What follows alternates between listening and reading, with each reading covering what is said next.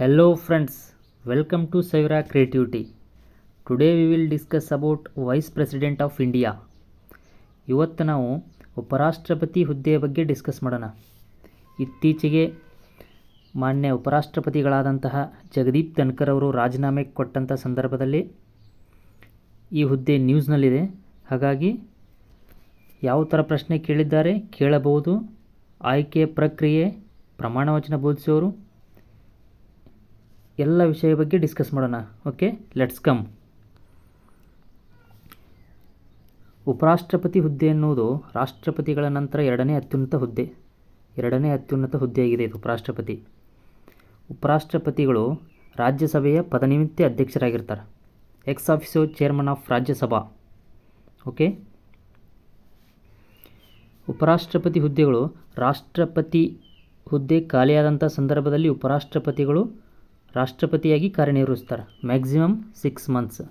Okay, ಹಾಗಾದರೆ ಉಪರಾಷ್ಟ್ರಪತಿ ಚುನಾವಣೆ ಯಾವ ಥರ ನಡೀತದೆ ಅಂದರೆ, ಉಪರಾಷ್ಟ್ರಪತಿ ಚುನಾವಣೆಯನ್ನು ಚುನಾವಣಾ ಆಯೋಗ ನಡೆಸ್ತದೆ.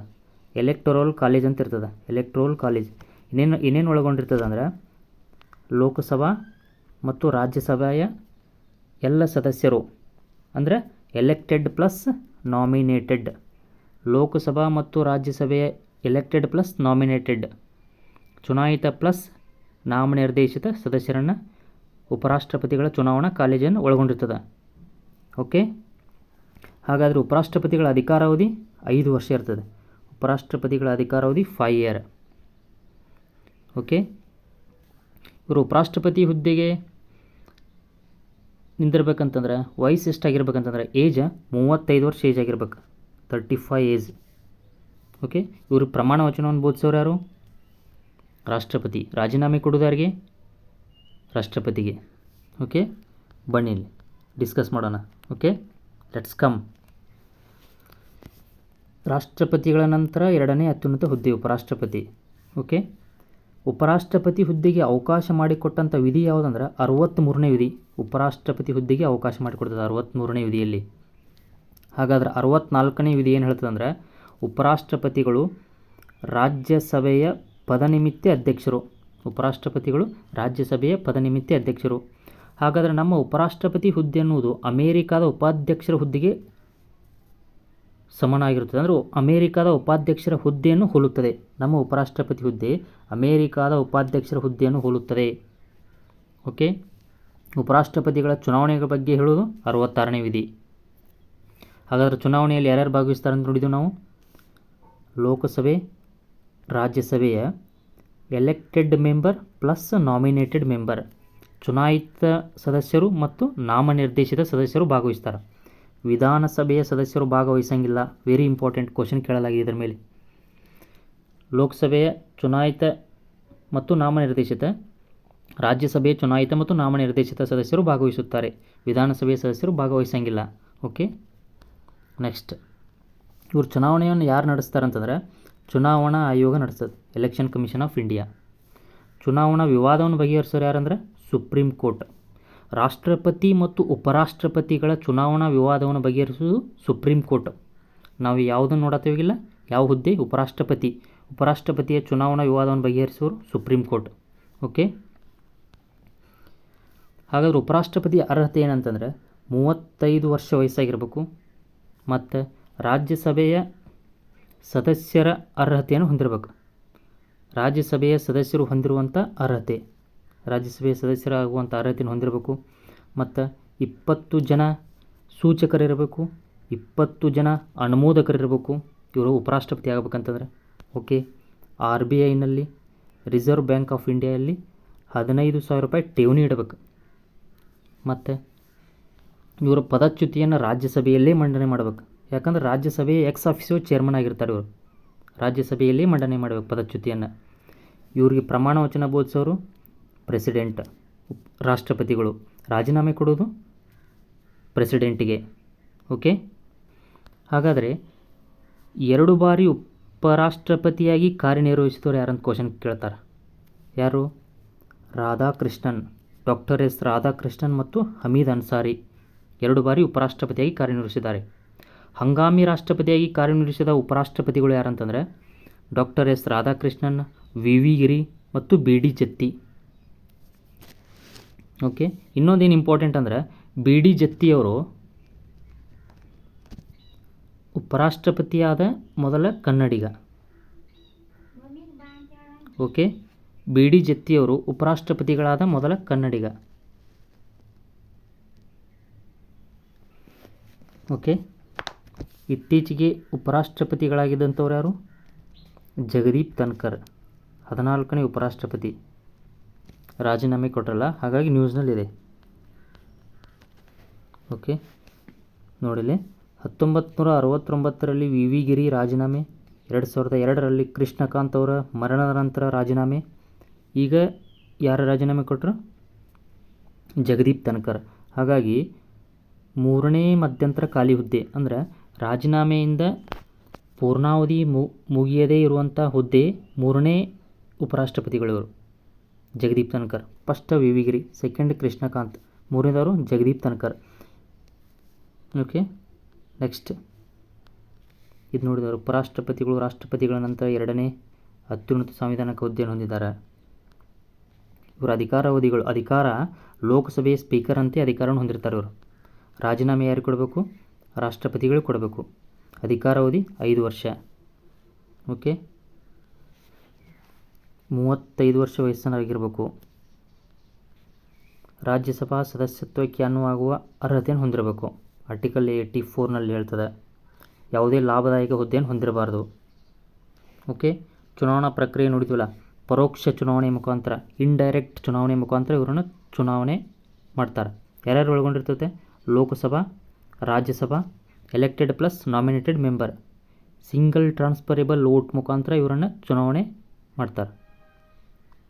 ಓಕೆ, 2 ಸದನಗಳ ಸದಸ್ಯರು ಭಾಗವಹಿಸ್ತಾರೆ. ಲೋಕಸಭಾ ಪ್ಲಸ್ ರಾಜ್ಯಸಭಾ. ವಿಧಾನಸಭೆ ಭಾಗವಹಿಸಂಗಿಲ್ಲ, ವಿಧಾನ ಪರಿಷತ್ತೂ ಇಲ್ಲ. ಓಕೆ, ನೆಕ್ಸ್ಟ್ ನೋಡಿಲಿ, ಚುನಾವಣಾ ವಿವಾದವನ್ನು ಸುಪ್ರೀಂ ಕೋರ್ಟನ್ನು ಬಗೆಹರಿಸ್ತದೆ. ಓಕೆ, ಜಗದೀಪ್ ಧನ್ಕರ್ 14ನೇ ಉಪರಾಷ್ಟ್ರಪತಿ ಆಗಿದ್ದರು. ಇವರು ಉಪರಾಷ್ಟ್ರಪತಿ ಆಗುವುದಕ್ಕಿಂತ ಮುಂಚೆ ಪಶ್ಚಿಮ ಬಂಗಾಳದ ರಾಜ್ಯಪಾಲರಾಗಿ ಸೇವೆ ಸಲ್ಲಿಸಿದರು. ವೆಸ್ಟ್ ಬೆಂಗಾಲ್, ಪಶ್ಚಿಮ ಬಂಗಾಳದ ರಾಜ್ಯಪಾಲರಾಗಿದ್ದರು ಉಪರಾಷ್ಟ್ರಪತಿ ಆಗುವುದಕ್ಕಿಂತ ಮುಂಚೆ. ಓಕೆ, ಇಂಪಾರ್ಟೆಂಟ್ ನೋಡಿಲಿ, ಮೂಲ ಸಂವಿಧಾನದಲ್ಲಿ ಉಪಾಧ್ಯಕ್ಷರನ್ನು, ಉಪರಾಷ್ಟ್ರಪತಿಗಳನ್ನು ಸಂಸತ್ತಿನ 2 ಸದನಗಳ ಜಂಟಿ ಸಭೆಯಲ್ಲಿ ಆಯ್ಕೆ ಮಾಡಬೇಕಂತೇಳಿ ಹೇಳಲಾಗಿತ್ತು. ಸಂಸತ್ತಿನ ಜಾಯಿಂಟ್ ಸೆಷನ್ನಲ್ಲಿ ಆಯ್ಕೆ ಮಾಡಬೇಕಂತೇಳಿ ಹೇಳಲಾಗಿತ್ತು. ನಂತರ 11ನೇ ಸಂವಿಧಾನಕ್ಕೆ ತಿದ್ದುಪಡಿ, ಅಂದರೆ 1961ರಲ್ಲಿ 11ನೇ ಸಂವಿಧಾನ ತಿದ್ದುಪಡಿ ಮಾಡಿ ಮತ್ತು ಇದನ್ನು ಬದಲಾವಣೆ ಮಾಡಲಾಗಿತ್ತು. Okay, important. ಮೂಲ ಸಂವಿಧಾನದಲ್ಲಿ ಏನು ಹೇಳಿತ್ತು? ಉಪರಾಷ್ಟ್ರಪತಿಯವರನ್ನು ಸಂಸತ್ತಿನ ಜಂಟಿ ಸಭೆಯಲ್ಲಿ ಆಯ್ಕೆ ಮಾಡಬೇಕಂತ ಹೇಳಲಾಗಿತ್ತು. 1961 11ನೇ ಸಂವಿಧಾನಕ್ಕೆ ತಿದ್ದುಪಡಿ ಮಾಡಿ ಮತ್ತು ಚುನಾವಣಾ ವಿಧಾನವನ್ನು ಬದಲಾವಣೆ ಮಾಡಿತು. ಈಗೇನೇನು ಚುನಾವಣಾ ವಿಧಾನದಲ್ಲಿ ಯಾರ್ಯಾರು ಭಾಗವಹಿಸ್ತಾರೆ? ಈಗ ಲೋಕಸಭೆ ಪ್ಲಸ್ ರಾಜ್ಯಸಭೆ, elected plus nominated member. Okay, ಮತ್ತೇನು ಹೇಳಿದ್ರಂದ್ರೆ ಚುನಾವಣಾ ಕಾಲೇಜು ಅಪೂರ್ಣವಾಗಿತ್ತು ಅಂತ ಹೇಳಿಕಾಸ ಚುನಾವಣೆಯನ್ನು ಪ್ರಶ್ನಿಸಲಾಗುವುದಿಲ್ಲ. ಅಂದರೆ ಚುನಾವಣಾ ಕಾಲೇಜು ಅಂದರೆ ಲೋಕಸಭೆ, ರಾಜ್ಯಸಭೆಯ ಪದನಿಮಿತ್ತ ಲೋಕಸಭೆ ಮತ್ತು ರಾಜ್ಯಸಭೆ ಎಲೆಕ್ಟೆಡ್ ಪ್ಲಸ್ ನಾಮಿನೇಟೆಡ್ ಮೆಂಬರ್ ಏನಿರ್ತಾರಲ್ಲ, ಇದರಲ್ಲಿ ಒಂದು ವೇಳೆ ನಾಮಿನೇಟೆಡ್ ಮೆಂಬರ್ ಇಲ್ಲ, ಎಲೆಕ್ಟೆಡ್ ಮೆಂಬರ್ ಕಡಿಮೆ ಇದ್ದಾರೆ, ಆ ಟೈಪ್ ಅಂತ ಹೇಳಿಕಾಸ ಚುನಾವಣೆಯನ್ನು ಮುಂದೂಡುವಂಗಿಲ್ಲ, ಪ್ರಶ್ನಿಸಲುವಂಗಿಲ್ಲ. ಯಾರು ಇರ್ತಾರಲ್ಲ ಅವ್ರ ಮುಖಾಂತರ ಚುನಾವಣೆ ಆಗಬೇಕು. ಎಲೆಕ್ಟೆಡ್ ಪ್ಲಸ್ ನಾಮಿನೇಟೆಡ್ ಎಷ್ಟು ಜನ ಇರ್ತಾರಲ್ಲ ಆ ಥರ ಚುನಾವಣೆ ಆಗಬೇಕಂತ ಮತ್ತು ತಿದ್ದುಪಡಿ ಮಾಡಿ ಇದನ್ನು ಹೇಳಿದರು. ಓಕೆ, ಇದ್ರ ಮೇಲೆ ಹಿಂದೆ ಯಾವ ಥರ ಕ್ವಶನ್ ಆಗಿದ್ದಾವೆ, ಮುಂದೆ ಯಾವ ಥರ ಕ್ವಶನ್ ಆಗ್ಬೋದು ಅಂತ ನೋಡೋಣ. ಹಿಂದೆ ಯಾವ ಥರ ಕ್ವಶನ್ ಕೇಳಲಾಗಿದೆ ಅಂತ ನೋಡೋಣ. ಓಕೆ, ಬನ್ನಿ. ಭಾರತದ ಮೊದಲ ಉಪರಾಷ್ಟ್ರಪತಿ ಯಾರು ಅಂತ ಕೇಳಿದಾರೆ? ಭಾರತದ ಮೊದಲ ಉಪರಾಷ್ಟ್ರಪತಿ ಯಾರು? ಎಸ್ ರಾಧಾಕೃಷ್ಣನ್. ಓಕೆ, ಭಾರತದ ಉಪರಾಷ್ಟ್ರಪತಿಯನ್ನು ಪದಚ್ಯುತಗೊಳಿಸುವ ನಿರ್ಣಯವನ್ನು ಎಲ್ಲಿ ಮಂಡನೆ ಮಾಡ್ಬೋದು? ಎಲ್ಲಿ ಮಂಡನೆ ಮಾಡಬೇಕು? ರಾಜ್ಯಸಭೆಯಲ್ಲಿ. ಯಾಕಂತಂದರೆ ಇವರು ರಾಜ್ಯಸಭೆಯ ಪದನಿಮಿತ್ತ ಅಧ್ಯಕ್ಷರಾಗಿರ್ತಾರೆ, ex officio chairman of Rajya Sabha. ಹಾಗಾಗಿ ಇವರ ಪದಚ್ಯುತಿಯನ್ನು ಎಲ್ಲಿ ಮಂಡನೆ ಮಾಡಬೇಕು? ಫಸ್ಟ್ ರಾಜ್ಯಸಭೆಯಲ್ಲಿ. ಓಕೆ, ನೆಕ್ಸ್ಟ್, ಭಾರತದ ಉಪರಾಷ್ಟ್ರಪತಿಯ ಬಗ್ಗೆ ಕೆಳಗಿನ ಯಾವ ಹೇಳಿಕೆ ಸರಿಯಾಗಿದೆ ಅಂತ ಕೇಳಿದ್ದಾರೆ ಅವರು. ನೋಡಿಲಿ, ಉಪಾಧ್ಯಕ್ಷರನ್ನು 6 ವರ್ಷಗಳ ಅವಧಿಗೆ ಆಯ್ಕೆ ಮಾಡಲಾಗುತ್ತದೆ. 6 ವರ್ಷ ಅಲ್ಲ, ರಾಂಗು. ಉಪಾಧ್ಯಕ್ಷರನ್ನು 5 ವರ್ಷದ ಅವಧಿಗೆ ಅವರನ್ನು ಆಯ್ಕೆ ಮಾಡಲಾಗ್ತದೆ. ಓಕೆ, ನೆಕ್ಸ್ಟ್, ಭಾರತದ ಉಪರಾಷ್ಟ್ರಪತಿ ಚುನಾವಣೆಗೆ ಚುನಾವಣಾ ಕಾಲೇಜಿನ ಸಂಯೋಜನೆ. ಚುನಾವಣಾ ಕಾಲೇಜು ಏನೇನು ಒಳಗೊಂಡಿರ್ತದೆ? ಸಂಸತ್ತಿನ ಉಭಯ ಸದಸ್ಯರು ಅಂದರೆ ನೋಡಿ, ಲೋಕಸಭೆ ರಾಜ್ಯಸಭೆಯ ಸದಸ್ಯರು, ಎಲೆಕ್ಟೆಡ್ ಪ್ಲಸ್ ನಾಮಿನೇಟೆಡ್. ನೆಕ್ಸ್ಟ್, ಭಾರತದ ಉಪರಾಷ್ಟ್ರಪತಿಗಳ ಬಗ್ಗೆ ಇರುವ ತಪ್ಪು ಹೇಳಿಕೆಯನ್ನು ಕಂಡುಹಿಡಿಯಿರಿ. ಅಂದರೆ ಯಾವುದು ತಪ್ಪಾಗಿದೆ ಅಂತ ಕೇಳೋರು. ಉಪಾಧ್ಯಕ್ಷರ ಚುನಾವಣೆಗೆ ಅರ್ಹರಾಗಿರುವ ವ್ಯಕ್ತಿಗೆ 30 ವರ್ಷ ವಯಸ್ಸಾಗಿರಬೇಕು. ರಾಂಗ್ ಇದೆ. ಎಷ್ಟೇ ವಯಸ್ಸಾಗಿರಬೇಕು? 35 ವಯಸ್ಸಾಗಿರಬೇಕು. ಓಕೆ. ರಾಜ್ಯ ಶಾಸಕಾಂಗ ಸದಸ್ಯರ ಉಪಾಧ್ಯಕ್ಷರ ಹುದ್ದೆಗೆ ಅಭ್ಯರ್ಥಿಯಾಗಬಹುದು. ಓಕೆ. ರಾಜ್ಯ ಶಾಸಕಾಂಗದ ಸದಸ್ಯರು ಕೂಡ ನೀವು ಉಪಾಧ್ಯಕ್ಷರ ಹುದ್ದೆಗೆ ಅಭ್ಯರ್ಥಿಯಾಗಿ ಸ್ಪರ್ಧೆ ಮಾಡ್ಬೋದು. ಇದು ಕರೆಕ್ಟ್ ಇದೆ. ಉಪಾಧ್ಯಕ್ಷರ ಚುನಾವಣಾ ಸಮಯದಲ್ಲಿ ನಾಮನಿರ್ದೇಶಿತ ಮತದಾರರು ಇರ್ತಾರೆ. ಹೌದು. ಲೋಕಸಭೆ ರಾಜ್ಯಸಭೆಯ ಎಲೆಕ್ಟೆಡ್ ಪ್ಲಸ್ ನಾಮಿನೇಟೆಡ್ ನಾಮನಿರ್ದೇಶನ ಸದಸ್ಯರು ಕೂಡ ಇರ್ತಾರೋ. ಇದು ಕರೆಕ್ಟ್ ಇದೆ. ರಾಜ್ಯ ವಿಧಾನಸಭೆಯ ಸದಸ್ಯರು ಉಪಾಧ್ಯಕ್ಷರ ಚುನಾವಣೆಯಲ್ಲಿ ಮತ ಚಲಾಯಿಸುವುದಿಲ್ಲ. ಓಕೆ. ಇದು ಕರೆಕ್ಟ್ ಇದೆ. ವಿಧಾನಸಭೆಯ ಸದಸ್ಯರು ಮತ ಚಲಾಯಿಸಂಗಿಲ್ಲ. ಅವರು ಯಾವುದು ತಪ್ಪಾಗಿದೆ ಅಂತ ಕೇಳ 30 ವರ್ಷ ವಯಸ್ಸಾಗಿರ್ಬೇಕಂತಾರೆ. ಇದು ರಾಂಗ್. ಇದು ಆನ್ಸರ್. ಓಕೆ. ನೆಕ್ಸ್ಟ್, ಭಾರತದ ಸುಪ್ರೀಂ ಕೋರ್ಟ್ ಅನೂರ್ಜಿತವೆಂದು ಘೋಷಿಸಿದ ಭಾರತದ ಉಪಾಧ್ಯಕ್ಷರ ಚುನಾವಣೆಗೆ ಸಂಬಂಧಿಸಿದಂತೆ ಈ ಕೆಳಗಿನ ಯಾವ ಹೇಳಿಕೆಗಳು ಸರಿಯಾಗಿವೆ? ಓಕೆ. ನೋಡಿಲಿ, ಅಂಥ ಘೋಷಣೆಯ ಮೊದಲು ಅವರು ಉಪಾಧ್ಯಕ್ಷರಾಗಿ ಮಾಡಿದ ಕಾರ್ಯಗಳನ್ನು ಮಾನ್ಯವೆಂದು ಪರಿಗಣಿಸಲಾಗುತ್ತದೆ. ಉಪರಾಷ್ಟ್ರಪತಿಗಳ ಚುನಾವಣೆಯಲ್ಲಿ ಅವರು ಅನೂರ್ಜಿತವಾಗಿ ಆಯ್ಕೆಯಾಗಿದ್ದಾರೆ ಅಂತ ಸುಪ್ರೀಂ ಕೋರ್ಟ್ ಹೇಳಿದಾಗ ಅವರು ಹಿಂದೆ ಮಾಡಿದಂಥ ಎಲ್ಲ ಕಾರ್ಯಗಳು ಮಾನ್ಯವೆಂದು ಪರಿಗಣಿಸಲಾಗುತ್ತದೆ. ಇದು ಕರೆಕ್ಟ್. ಅಂತಹ ಘೋಷಣೆಯ ದಿನದಂದು ಉಪಾಧ್ಯಕ್ಷರಾಗಿ ಅವರು ಮಾಡಿದ ಕೃತ್ಯಗಳನ್ನು ಮಾನ್ಯವೆಂದು ಪರಿಗಣಿಸಲಾಗುವುದಿಲ್ಲ. ಅಂಥ ಘೋಷಣೆಯ ದಿನದಂದು ಉಪಾಧ್ಯಕ್ಷರಾಗಿ ಅವರು ಮಾಡಿದ ಕೃತ್ಯಗಳನ್ನು ಮಾನ್ಯವೆಂದು ಪರಿಗಣಿಸಲಾಗುವುದಿಲ್ಲ ಅಂದರೆ ಇದು ರಾಂಗ್. ಉಪಾಧ್ಯಕ್ಷರ ಚುನಾವಣೆ ಅನೂರ್ಜಿತ ಅಂತೇಳಿ ಇವತ್ತು ಡಿಕ್ಲೇರ್ ಆತಂದ್ರೆ ಇವತ್ತಿಂದ ಹಿಂದೆ ಏನು ಮಾಡಿದಾರಲ್ಲ ಅವರ ಕೆಲಸ ಕಾರ್ಯಗಳೆಲ್ಲ ಮಾನ್ಯವೆಂದೇ ಪರಿಗಣಿಸಲಾಗುತ್ತದೆ. ಓಕೆ. ಇದು ಕರೆಕ್ಟ್, ಇದು ರಾಂಗ್. ನೆಕ್ಸ್ಟ್,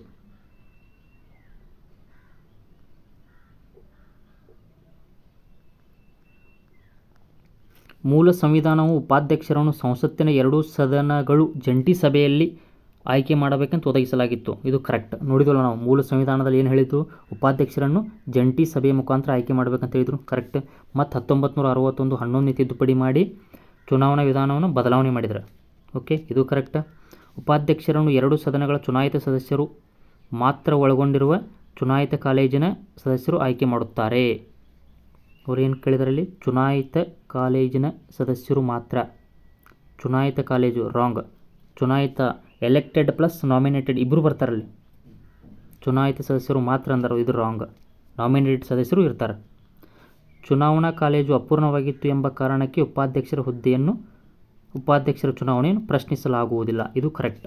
ಇದು ರಾಂಗ್. ಇಲ್ಲಿ first one correct, second one correct, fourth one correct, third one wrong. Okay. Next question, ನಿರ್ಗಮಿತ ಉಪಾಧ್ಯಕ್ಷರ ಅಧಿಕಾರಾವಧಿ ಮುಗಿದ ಎಷ್ಟು ವರ್ಷದೊಳಗೆ ಮುಂದಿನ ಉಪಾಧ್ಯಕ್ಷರ ಚುನಾವಣೆ ನಡೆಯಲಿದೆ? ಅಂದರೆ ಎಷ್ಟು ವರ್ಷ ಅಂತಲ್ಲ, ಎಷ್ಟು ತಿಂಗಳೊಳಗೆ. ಓಕೆ. 60 ದಿನದೊಳಗೆ ಚುನಾವಣೆ ನಡಿಬೇಕು. ಉಪಾಧ್ಯಕ್ಷರ ಹುದ್ದೆ ಖಾಲಿಯಾಗಿತ್ತಂತಂದರೆ 60 ದಿನದ ಒಳಗಾಗಿ ಚುನಾವಣೆಯನ್ನು ನಡೆಸಬೇಕು. ಓಕೆ. ವಿಡಿಯೋ ನಿಮ್ಗೆ ಇಷ್ಟ ಆಗಿದ್ದರೆ ಲೈಕ್ ಮಾಡಿ, ಶೇರ್ ಮಾಡಿ, ಕಮೆಂಟ್ ಮಾಡಿ. ಯಾವ ಥರ ಕಾನ್ಸೆಪ್ಟ್ ತರಬೇಕಂತೇಳಿ ಮುಂದೆ ಅದನ್ನು ಕಮೆಂಟ್ ಬಾಕ್ಸ್ನಲ್ಲಿ ಕಮೆಂಟ್ ಮಾಡಿ. ಓಕೆ. Thank you.